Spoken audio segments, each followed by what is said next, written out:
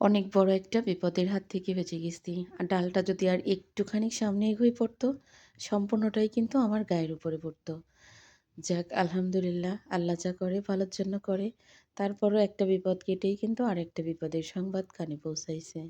তারপরও আলহামদুলিল্লাহ বলতে হবে, আল্লাহ যা করে ভালোর জন্যই করে। সকালবেলা এত বেশি তাড়াহুড়া থাকে, তো ডাল রান্না করলাম সকালে টমেটোর ডাল, মসুর ডাল একদম ঘন ঘন করে টমেটো দিয়ে রান্না করলাম। সরিষা-টরিষা দিয়ে কিন্তু সুন্দরভাবে আমি ডাল রান্না করি। এখানে হচ্ছে আলু ভাজি করব। টমেটোগুলা আর ডিমগুলার ভিতরে তফাৎ কি বলেন তো? ডিমের শক্তি বেশি নাকি টমেটোর শক্তি বেশি?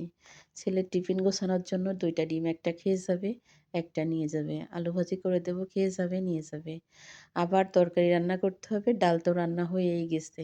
সকালবেলা উঠে ৩-৪ আইটেমের যদি ভাত তরকারি রান্না করতে হয়, তার ভিতরে আবার কিন্তু কচু শাক রান্না করলাম। একদম গুঁড়ি কচু শাক আছে না? ছোট, ছোট যেগুলা রান্না করেছি দেখেন কি সুন্দর আঠা, আঠা হইছে। গুঁড়ি কচু শাক রান্না করলাম, তরকারি গরম করলাম, ডাল রান্না করলাম, ডিম ভাজি, আলু ভাজি, রুটি বানালাম।